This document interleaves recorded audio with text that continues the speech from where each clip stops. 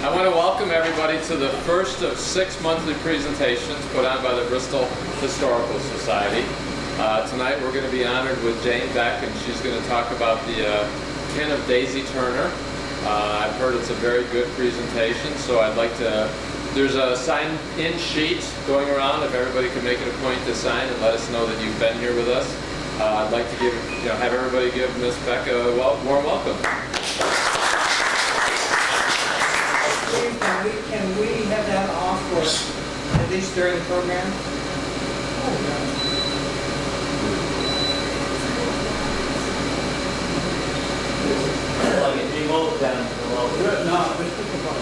You can let me know too if you can't hear me.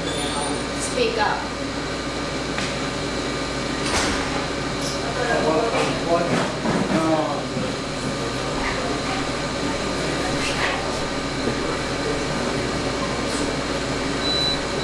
Reggie knows. It's smarter than I am. Yeah. I pushed it till it said off. It's that off. Okay. There's more than one off. You're all in trouble if you're following me. I like the fact that a few other people have trouble with technology. I always am panicked that some part of this presentation isn't going to work, and 9 times out of 10 that happens. Anyway, tonight I'm talking about Daisy Turner's kin. And this is a family story that spans 4 generations and 2 centuries. A story told, a family story told by the Turners and for the Turners. And it is placed within a cultural, historical, social framework. And it is from Africa to Grafton, Vermont.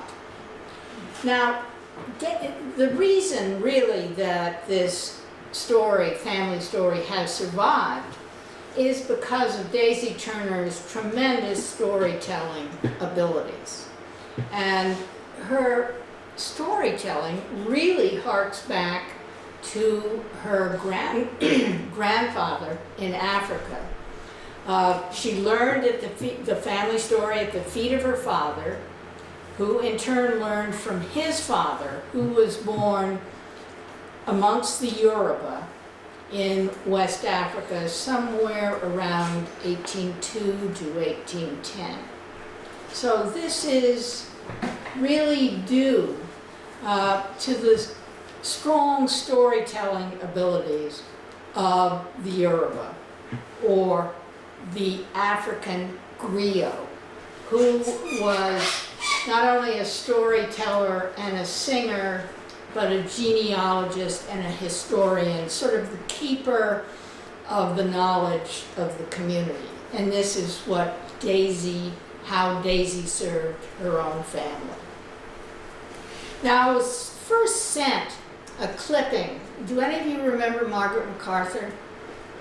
Singer from down around Marlborough. Well, anyway, she sent me a clipping, and she said, I always have meant to go see Daisy. She has a lot of songs, wonderful stories. You should go see her. She's 100 years old. And she sent me a clipping. And in those days, I was working for the Arts Council, and I was doing a number of interviews. And it was always easy to get an introduction to somebody, and I always liked to go with an introduction. Well, I found I could not get an introduction to Daisy Turner. You can get an introduction to the governor, but not Daisy Turner. And I discovered she had a gun and wasn't afraid to use it. So I decided, well, I better write her a letter.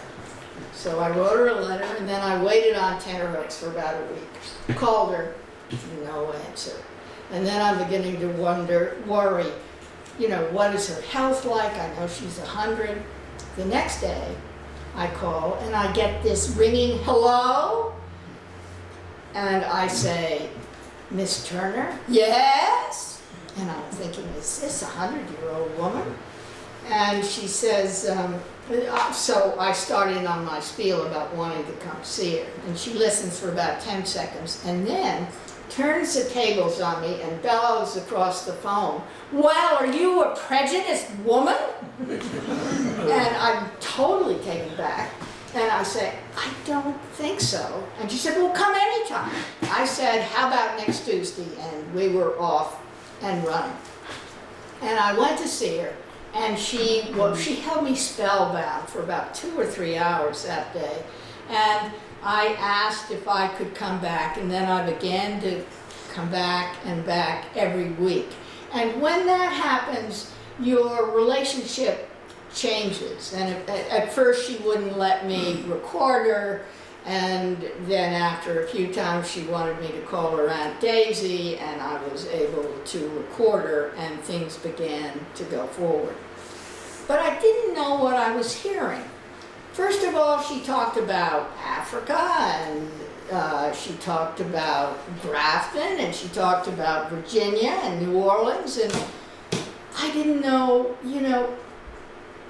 oral history and memory are thought of as totally unreliable, but they're always meaningful.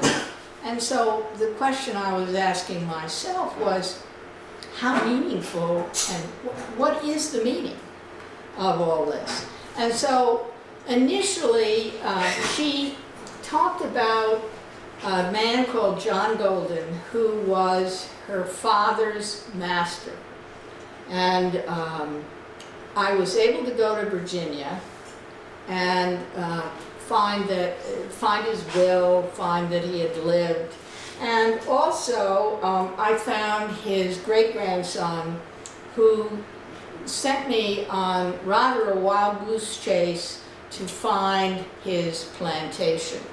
And I spent quite a bit of time lost, but I finally saw this house across this long field, and it was blue.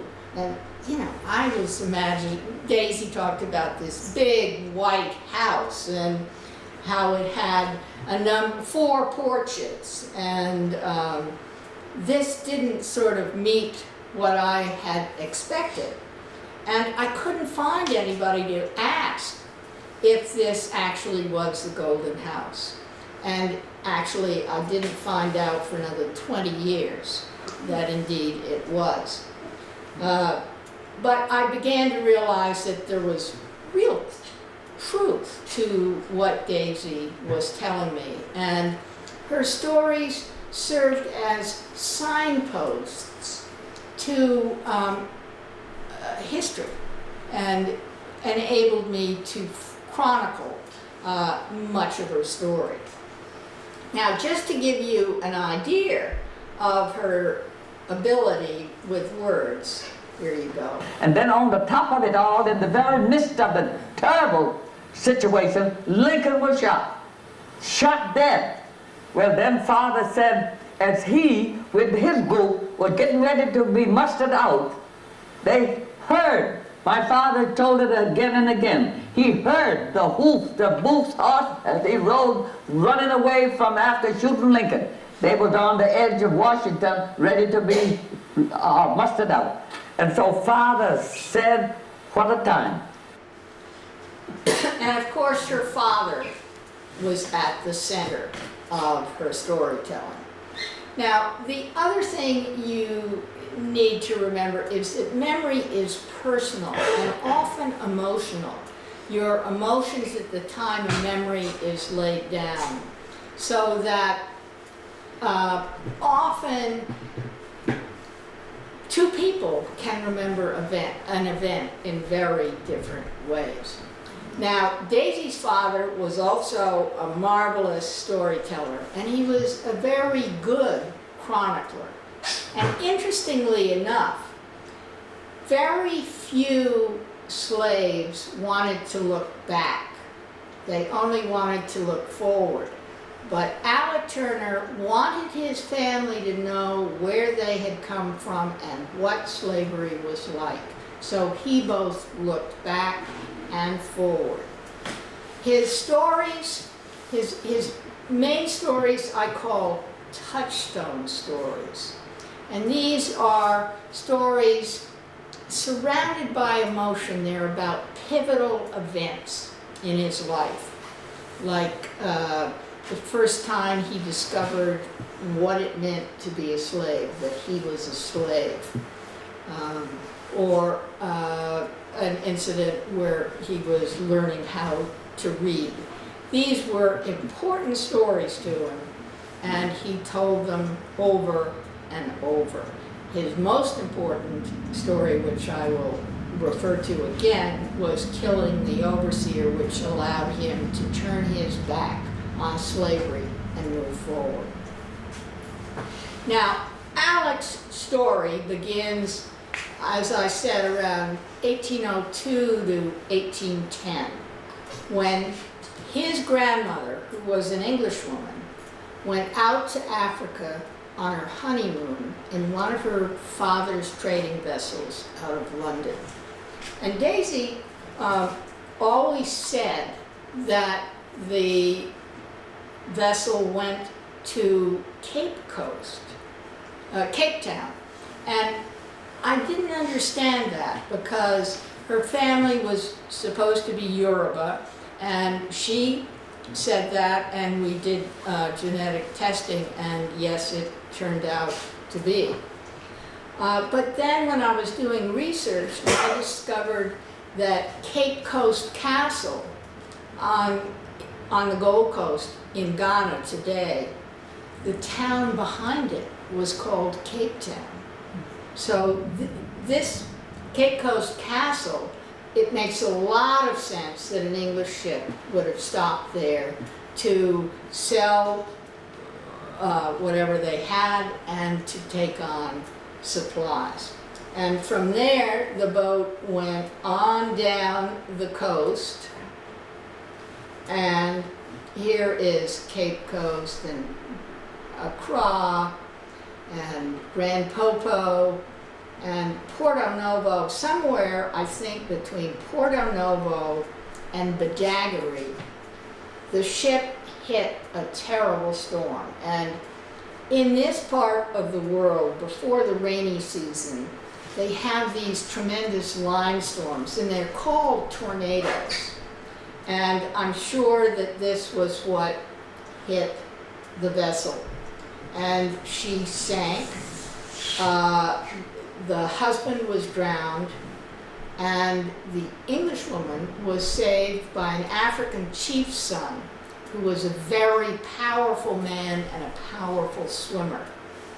Now, you don't swim on the coast of Benin. The surf is ginormous, the currents are awful, and if that's not enough, there are all kinds of sharks. But anyway, this African chief's son swam out, and this is remembered in the family story, and saved the Englishwoman. She never got back to England and stayed with her rescuer, had a son by him who grew up as a Yoruba, and eventually was caught. He had become involved in the slave trade, and he was caught as a slave himself and taken back by a Spanish ship called the Phoenix, and he was taken into New Orleans. And I'm 99% sure that this is the ship that brought Daisy's grandfather to New Orleans. And there was a letter detailing that this Spanish ship had to go north of Fernando de Po to go into Old Calabar, and they successfully were able to avoid the British blockade, which the British were looking. This is late. This is 1830, so it's late for slaving, and the British were looking for slave ships. The Spanish ship carried, actually it was captured and then the slaves on board were discovered, and they were taken to New Orleans. And the Turner story is that Alec's father was sold cheap because he was arrogant and a troublemaker. And he also could have been sold cheap because I think he was sold illegally. But here you see two different stories. It's very important for the Turners to talk about his arrogance and the fact that he was a troublemaker in the importance of identity. And this identity, this kind of troublemaker identity, and arrogance and strength goes right through the Turner male line. He was sold to a man called John Golden and refused to work as a slave. And they didn't know what to do with him. And John Golden was a gaming man. And he fought gamecocks, and he also held boxing matches, interplantation boxing matches between slaves. And this is really the underbelly of slavery. We know very little about it. All of the slave narratives mention it, and these were really terrible events. There was a lot of drinking, a lot of betting, and it is said that more money was won or lost on a slave boxing match than in a horse race. And Daisy's grandfather fought gamecocks. He won silver spurs for his master, and he also boxed and became a champion. Here, it would have been, the boxing matches were mostly, as I said, between two slaves. This happens to be here Tom Molyneux, who got his freedom because he was such a good boxer, and here he is fighting Joe Cribbs, an Englishman, and this was a famous match. But Daisy's grandfather was winning money for John Golden. Enough so that John Golden, who came from really yeoman farmer stock for several generations, was able to buy 2,000 acres on the Rappahannock River, where only the richest and most aristocratic plantation owners lived. So this is certainly a red flag. Daisy's grandfather continued to fight for Golden until he killed a Jamaican in the ring. And then he refused to fight anymore. Here is the stubbornness that you have seen all along. He went to work building a wheat barn. A rafter fell on him, and he was killed. Now this fight with the Jamaican must have been really quite a devastating fight, because Golden also suddenly does something very strange. He had been a member of the Liberty Baptist Church, but from what I could see through the records, he didn't attend very often, and it didn't really seem to have much to do with it. And then suddenly, about the time of this boxing match, he leads a group out of the Liberty Baptist Church to form the Bethesda Baptist Church, which is based on no drinking and no buying of alcoholic beverages, which suggests that this was in penance of whatever happened at this really dramatic fight. And he went on to build a new meeting house, the Bethesda Baptist Church, and give land for it.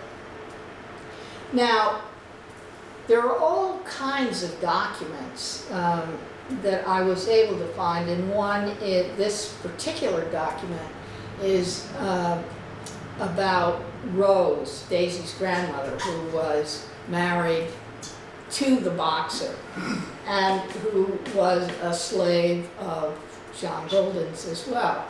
And we know where she lived because in John Golden's will, it gives a line from Skinker's Pines to the brook just north of Rose's house.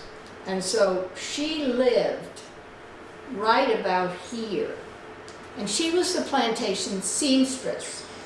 And she had a little house, and she had a garden, and she had chickens. And the mistress from the big house would come down, and she was, as I said, the seamstress. And Alec at this point, he was 5, and he, at 5, black and white children on the plantations played together. And he begins to notice that he's dressed differently, and that the white boys have little ruffled sleeves and they all have shoes, and he just has a smock. And so he asks his mother, well, why am I dressed differently? And she doesn't really give him a good answer, but she makes him a pair of red moccasins. Now, Rose, his mother, is a Cherokee, and she beads the toes, and he's so proud of these red moccasins, and he struts around in them. And then he notices that anytime a white person comes down, she hides them. And one day he's strutting around, and Mistress Golden comes down, sees the moccasins on his feet, takes them off, and throws them in the fire. At which point, he goes berserk. He bites her, he scratches her, she falls in a swoon. But all he remembered seeing was the awful look in his mother's eye. And she's scared that he's going to be sold off the plantation. Well, he wasn't, and she couldn't sew that next day. She was making a dress for little Zeffie, who was 3 years older than Alec, the Mistress Golden's granddaughter, who was a friend of Alec's. And so the next day, is Zeffie's birthday, and Rose takes the dress up to the big house. And here in the big hall, there are all kinds of tables and plates of sweetmeats and cookies and all good things to eat. And she goes up these stairs here to find Zeffie. The dress fits perfectly. She calls Alec, who's already coming down the stairs, and he's headed straight for a plate of ginger soldier cookies and begins to bite their heads off. Well, so he's in trouble all over again. And this time, the overseer, Pusley, whose real name is Presley, but the Turners always called him Pusley, and I rather like Pusley. It just sounds right. Anyway, Alec, as I said, was 5.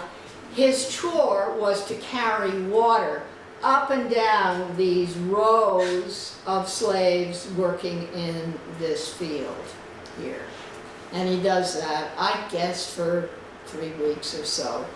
And then as he grows, he takes care of the farm animals, the sheep and the horses.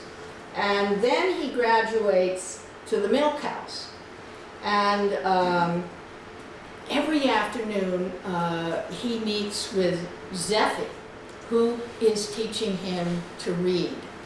And she brings down her little primer, and they spend the time behind the milk house with Alec learning to read. And this is totally illegal. And you weren't allowed to teach slave children how to read, or a slave.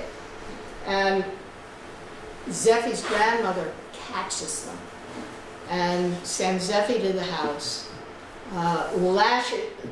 tries to grab the little primer from Alec's hand, then lashes him, but he holds on.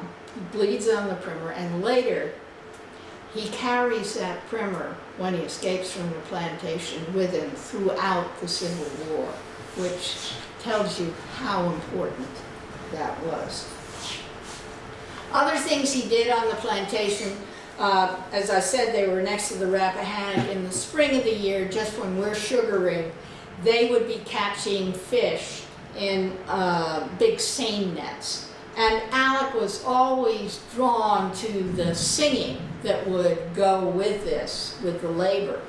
And and he taught his children all the songs. And so we know that this particular song was sung when they were singing. Been a listening all the day long, been a listening all the day, been a listening all the day long to hear some sinner pray. Now, at the same time, as he's now about 15, going on 16, and it is the beginning of the Civil War, and a number of Confederate soldiers are on the Golden Plantation, and indeed in a closet in the plantation house there remains today this list, obviously written by Golden's son, for it says that they apparently had loaned the soldiers 2 bed quilts, and 2 white counterpanes, father's blanket, and you know, seeing something like this just brings you right back into the story as I was doing the research. At this time, there was also the 1st New Jersey Cavalry encamped across the Rappahannock River, and a guy called Ferdinand Dayton, who was the assistant surgeon, came over across the river one day and found Alec. And Alec told his children later he didn't know what made him so brave, but he spoke with Ferdinand Dayton and arranged to have, when he waved a white bed sheet, to have Dayton come across and carry them across the Rappahannock, which meant freedom. And so this is what occurred. And then Broderick, who was the colonel, heard Alec and another guy, Humphrey, talking about an outpost of Confederate soldiers at the Golden Plantation.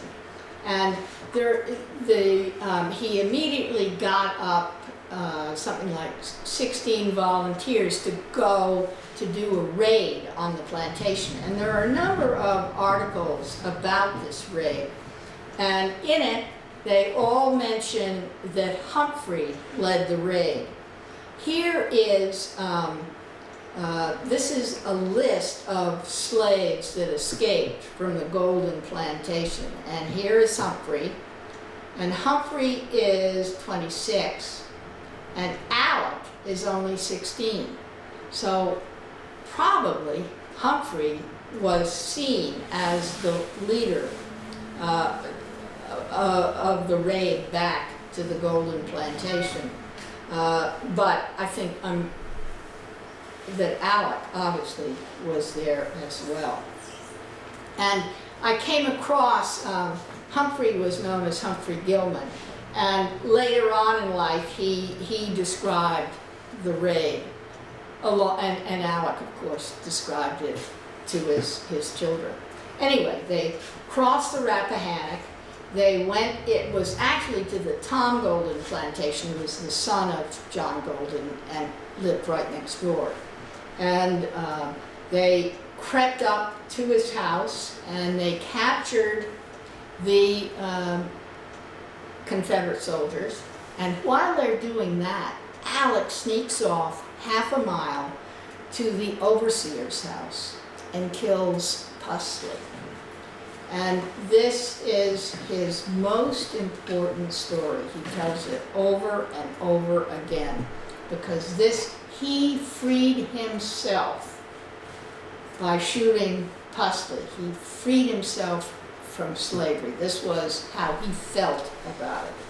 And from then on, he became an orderly with Ferdinand Dayton, and he fought in the Shenandoah Valley. He fought at Bull Run and Manassas and Gettysburg. And then Dayton got up a second unit, the 2nd New Jersey Cavalry, where he became a full surgeon. And I didn't realize that Alec hadn't gone with Dayton until I found this letter in his, or this statement, I guess, in his pension folder. And what it says is that while they're waiting for orders to go out west, Alec is given a furlough. And when he returns, the orders have come through and they've all gone. Can you imagine how he felt? He was all by himself. And he was sent to City Point, which became Grant's headquarters. But at that point, there were a couple of hospitals there. He had been working as a surgeon's orderly, and so he was sent there. And he spent the rest of the war there. At the end of the war, Dayton came and found him and took him back to New Jersey, got him a job in a market, and also got him into night school, which he did for a couple of years. And then through the Freedmen's Bureau, he, along with 38 other freedmen, went to A.H. Merrill's slate quarry in Williamsburg, Maine. Any of you know where Williamsburg, Maine is? It's the end of the earth. Really, it's in the middle of nowhere. And so all these poor men who were used to warm weather. It was fine in the beginning. They got there in the fall. But when winter set in, it was pretty ghastly. And a number died. And Alec, and this is Alec here, he became a foreman. And after the first winter, Merrill sent him back down to take the freedmen that didn't want to stay, and asked Alec to go throughout Caroline County and find some of his friends who might come work at the quarry, which he did. And during this time, he also met his future wife, Sally Early. And he met her, told her he would come back and marry her, and he did. And Merrill dressed him, and you see the same watch fob that you saw in the former picture. That was how I was able to identify him. And this is Sally Early. At the time, she was a girl of 14. Lovely woman.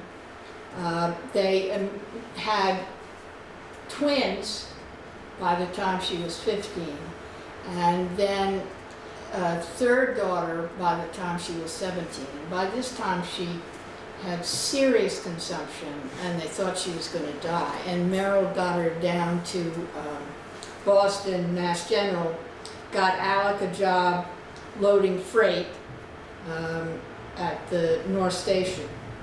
And he began combing the newspapers for some other kind of job. And he eventually found it as a wood chopper in Grafton. And he came up to Grafton, and they told him what a healthy place Grafton was, and he said it just went right through him. And he thought of his sick wife. And they told him that he wouldn't be able to earn enough to put salt in his bread, and he is determined to prove them wrong. So he finds out that Vermonters use a 3.5-pound axe. He has a 4-pound axe made. And so he comes up and starts work. And Bill Wyman said, I should also say that he found his entree into the town through the general store. And he helped unload freight. People enjoyed hearing him sing. He was a wonderful storyteller, and he became part of the community on a one-to-one basis. And he also became known as the strong man, and this is that story. Bill Wyman said, if you could carry a barrel of that flour to Sally and the children on the hill, I'll give it to you. Well, Father said you were lost, because I'll take it up when I go. So Father finally got ready and he got started. So he put the barrel of flour, and he told me many a time just how to do it, just right on the parallel of his shoulder, and started.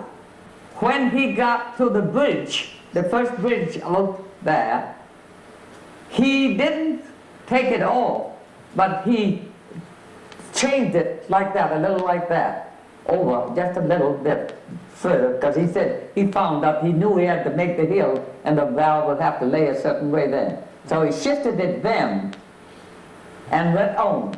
And my father, glory to his name, Alexander, my father, I'm proud to be your daughter, went on up that road and up that hill and across that long field, because we lived in the shanty, and my father never set that barrel down until he got up in the shanty door.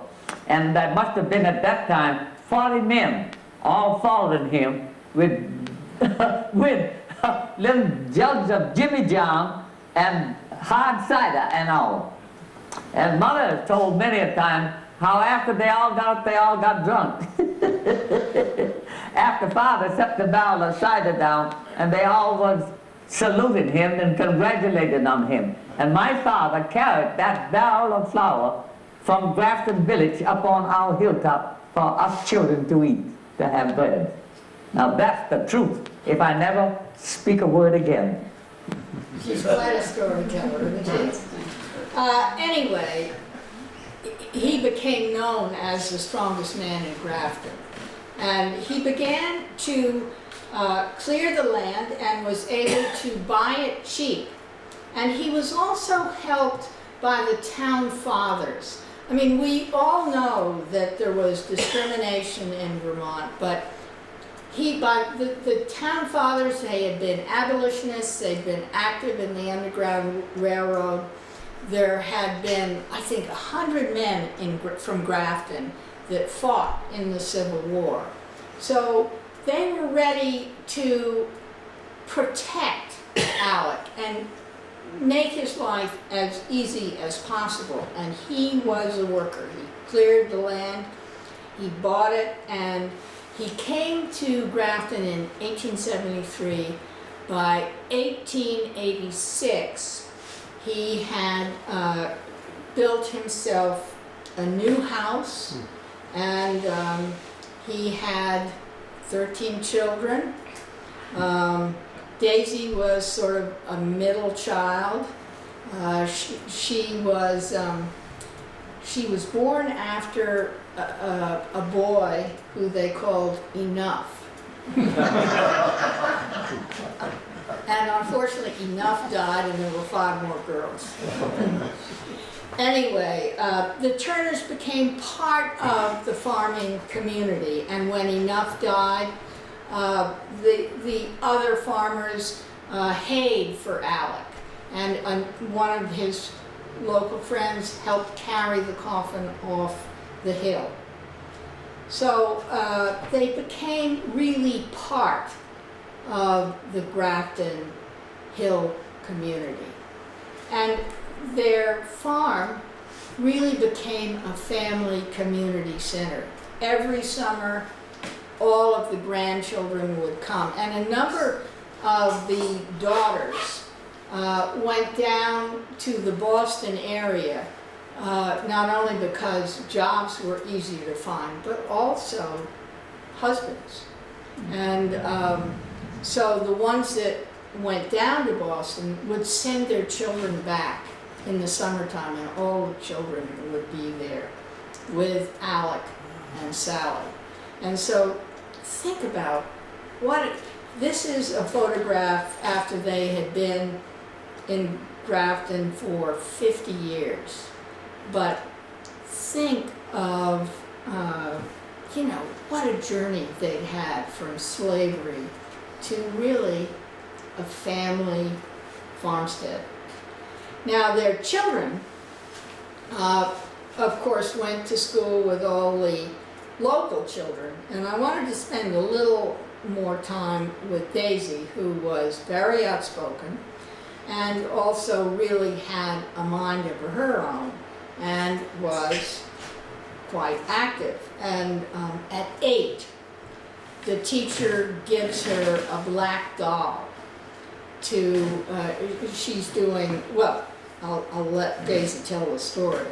But Daisy doesn't want to do this and is quite angry about it. But Daisy's going to tell you the story. I hope. I was a little girl there. I think I was about 8. Every year at the end of school, like June, the end of June around, they had 2 days where all of the fathers and mothers attended the last day of school. And so on this last day of school, it got to be, I guess, about almost the last week, when the teacher, for some unknown reason, decided to put on this dialogue showing all of the different countries and the nationalities and the costumes. So the teacher wanted me to take a black doll, Dinah, and to say the poem that they had written for me to say. And I didn't want to do it, but after I went home and told my father the story, he said it was all right for me to take the colored doll that the teacher wanted me to take and say the verse. It was no harm. And he explained, who could know or who would realize or decide which house looked the prettiest, painted red or green or blue or whatever the color was, or which tree was the loveliest. And so if I was the little darker skinned girl and took the dark colored doll, I was just as lovely as the others, and what was the difference? And that was the first beginning. It's a strange thing, I've often thought about it, that my mother could pass for white, father was a peculiar color, and the children was mulattoes and different things. But we never had mentioned color of ourselves. We never had thought about it at all. And so the day of this occasion, it was lovely. And every farmer wore his best overalls and clean white shirt, and the ladies all dressed up in their one dress, a black alpaca or dark blues, and the hair fixed and everything. Amy Davis was the first one that come out with her doll, and she was all dressed in white with blue sash and blue ribbons on her hair, and her doll in white and ribbon. And she held her dolly very lovely in her arms and said, "My dolly came from sunny France. Her name is Antoinette. She's 2 years old on Christmas Day and a very darling pet." So she went on rambling about her doll and Antoinette. I hope she'll take the prize. So then she went and set Antoinette out front on the seat and went back and twirled her skirts and fixed her hair ribbon to sit behind like the mother. So that's the way they went through that whole performance with these dolls. And finally it got down to me, and I was the last one to go out at the foot of this thing with this black doll. Well, the more I thought of it as they were going out, I began figuring what a fool I had been to let my father worked me into taking this black doll and saying it was all right and thinking it was all right because he said so. And with the doll at home, my white doll, my white dress and everything, I could have been the best. Instead of that, there I was. The old school dress they all had seen, my hair braided instead of being fluffed and everything. And I was angry. So my voice was high. And I said, you needn't crowd my dolly out, although she's black as night. And if she is at the foot of this show, I think she'll stand as good a chance as the dollies that are white. My daddy says that half the world was nearly dark as night, and it took no harm to take a chance and to stay right in the fight. So stand up, Dolly. So sit up, Dolly, and look straight to the judges at the right. I'll stand right by your side if I do look afraid. And so I went on saying my piece through. But instead of saying the piece that the teacher had taught me to say, I was saying what I wanted to say on my own. And so I said, the teacher's face, as all can see, is redder than a beet. And Dad had come down from the back and had led her to her seat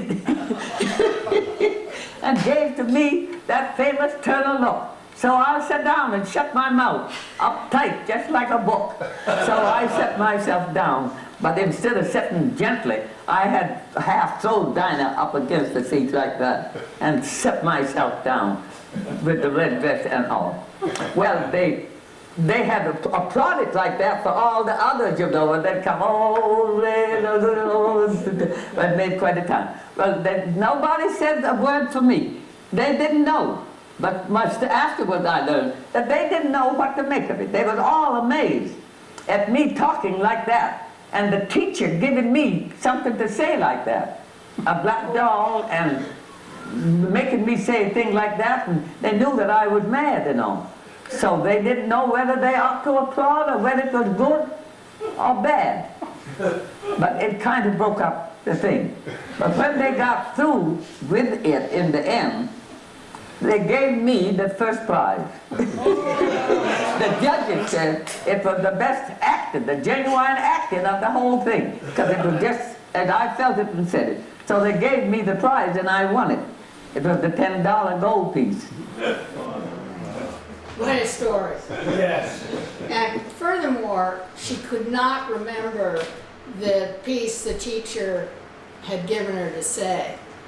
She could, finally, after I bugged her a number of times, she said, well, it was something like, oh, my dolly came from sunny Africa, and then couldn't get any farther. But this wrong, she knew cold. Anyway, Daisy was quite a femme fatale. She never married, but she had a torrid love affair with a white guy called Joseph Bonet, who was a real cad. And they were supposed to be married Christmas Day. Her father took very ill on the 20th of December. She went home, he died. When she returned, she discovered Bonet had been with another woman. She didn't like that at all. And so here is a black woman bringing suit for breach of promise in a Massachusetts court. Now imagine a woman, this is in 1927, a woman against, a white woman against a white man wouldn't have much chance. But it was a very well-covered trial, and she won. Wow. And said, I am vindicated. And so you can't put anything past Daisy. She was quite a woman. Now, as our project continued, Daisy began to ask me to write a book. And she felt that her stories wouldn't last. And she felt that we live in a literate society, and that in order for her father's and her family story to continue, It had to be in print. And at that point in time, I was working pretty full-time, and I knew that I would need to do a pile of research in order to give her words some kind of validation. And so she never, unfortunately, knew that I remained true to my word and did write the book. But she kept those stories alive that enabled me to chase down the documentation that was so necessary to confirm or make the family story acceptable, believable, and she preserved a vibrant family story told in a distinct voice that we seldom hear about a critical time in our history. And this was her gift to us. And what's more, this story comes from Grafton, Vermont. And this is Daisy on her 114th day. Next.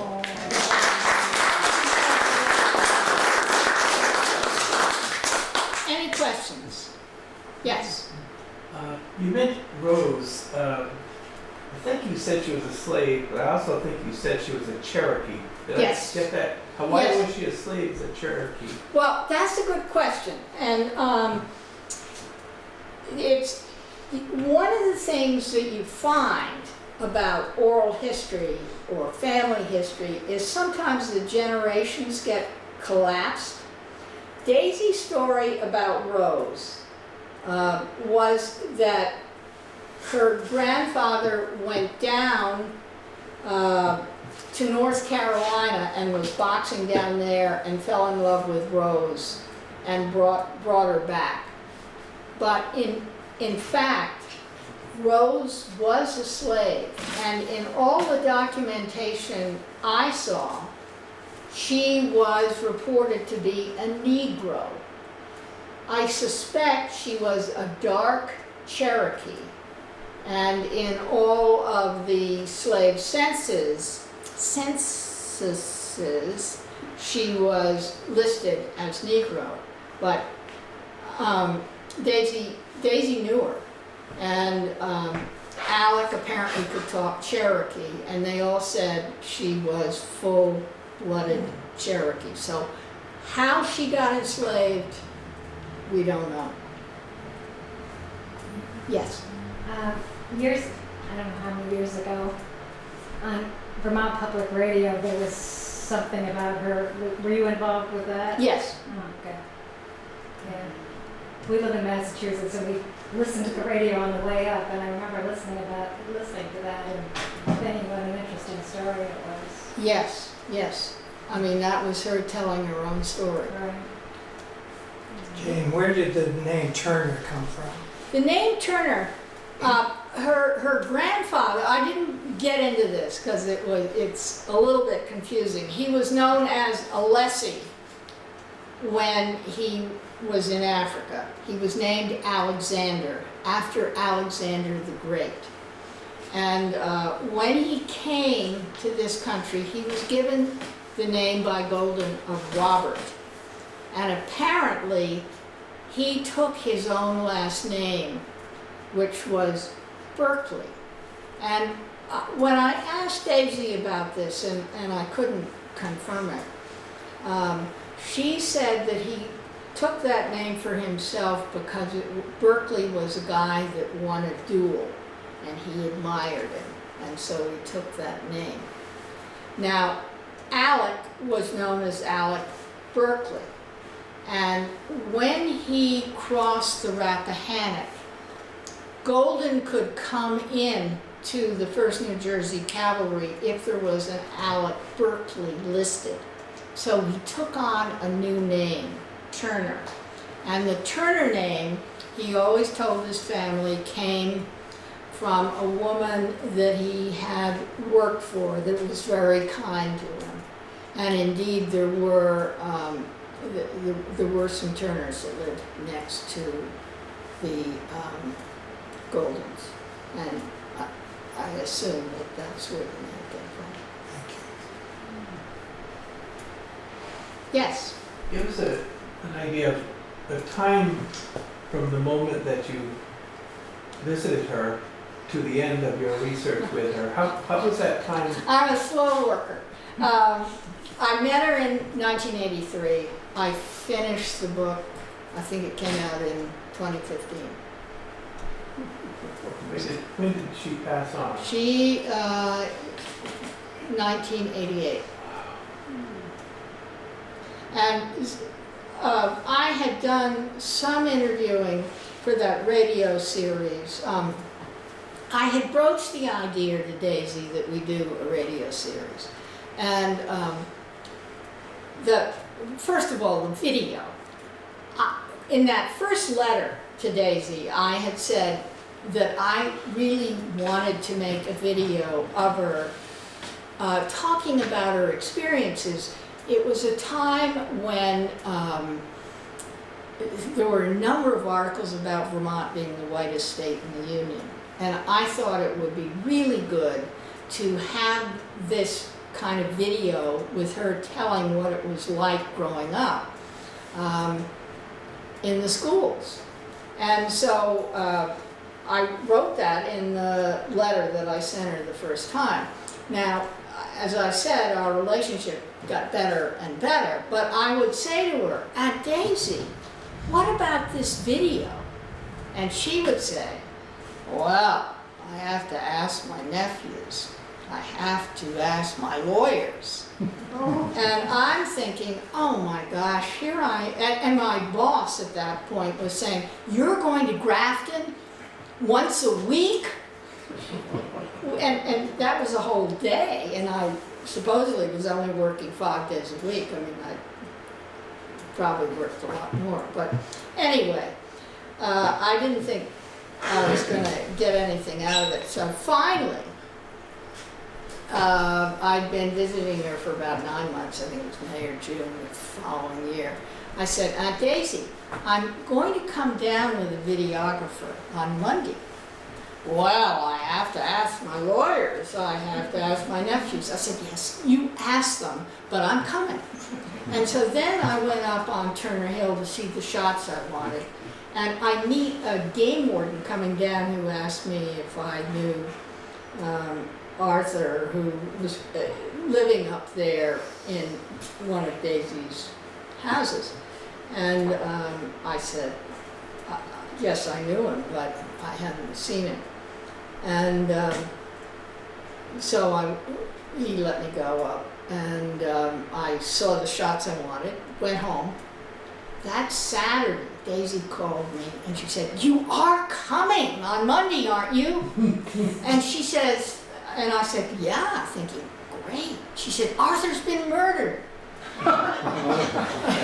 And so then we get there, and you know, I want to video her, and she sends us right up to Turner Hill. So we go, and the camera doesn't work. I mean, everything went wrong, it could go wrong. And we come back down, and she says, well, did you get the blood stains? And I said, no, we really just want to film you. And and I'm pleading now, and knowing this, it's either going to happen or it's not. And so finally she says, okay, give me 5 minutes. She came out, she told 3 stories like I had never heard her tell them, because she had a new audience, the videographer and the camera. And then I knew we were okay. Okay, I've gone on enough. Thank you very much.